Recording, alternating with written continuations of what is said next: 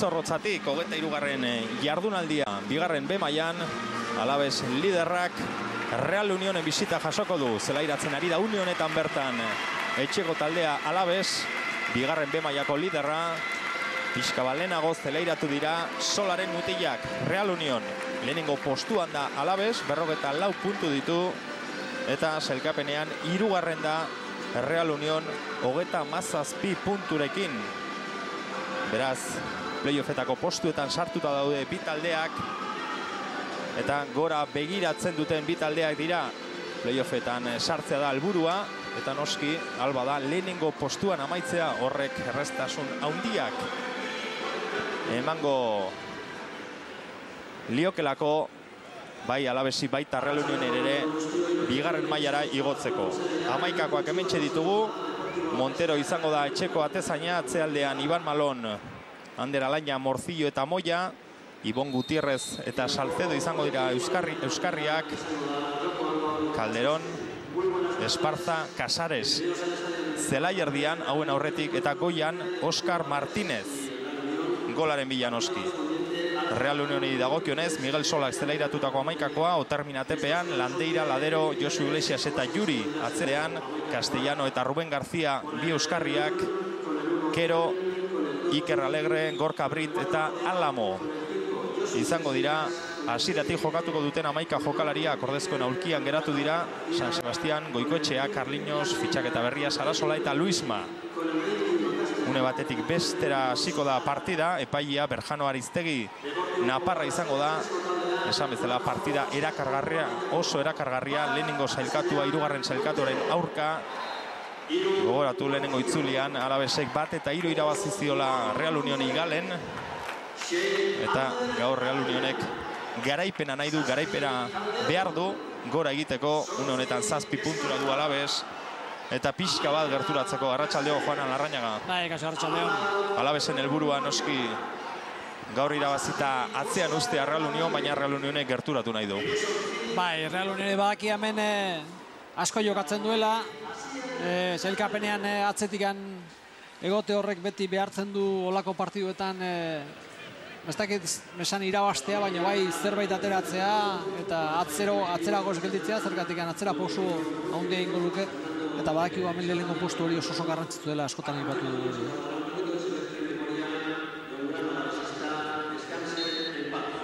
Minutuko isilunea izango dugu Mendizorrotzan.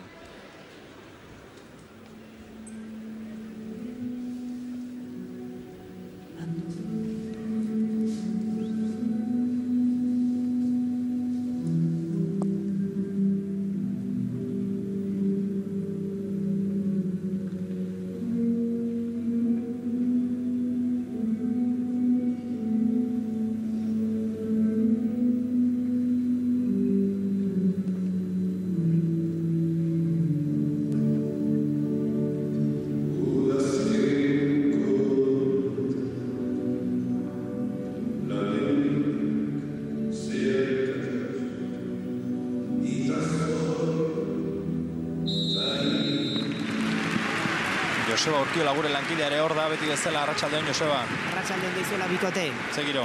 Giro politia, esan dezagun, jendea pixkanaka gerturatzen ari da.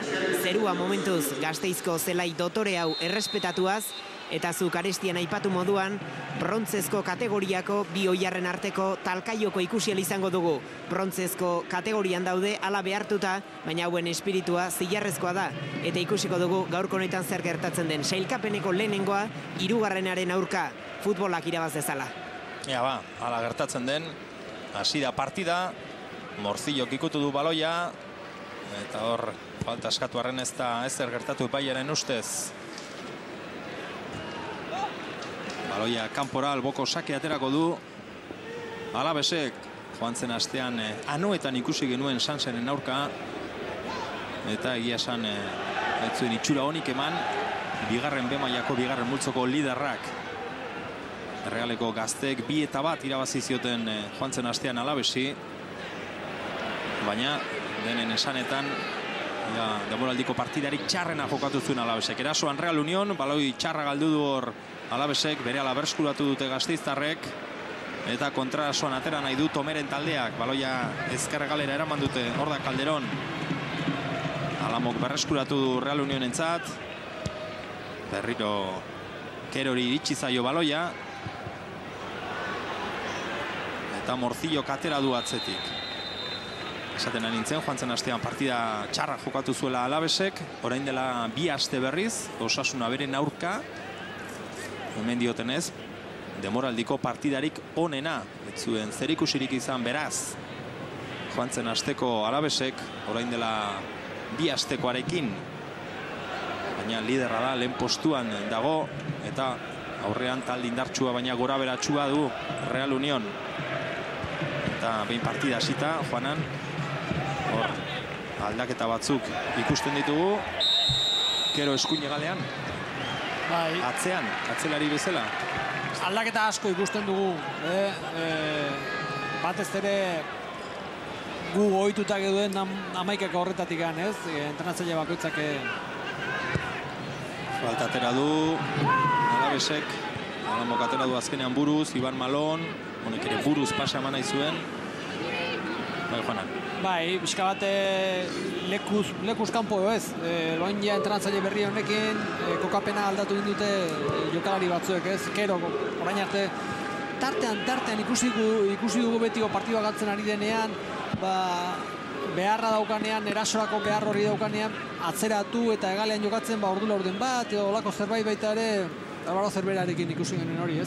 Eta gero, Castellano eta Ruben Garziak egiten zuten bikote hori, zelai erdian Euskarri lanek eginez, aldatu egiten da.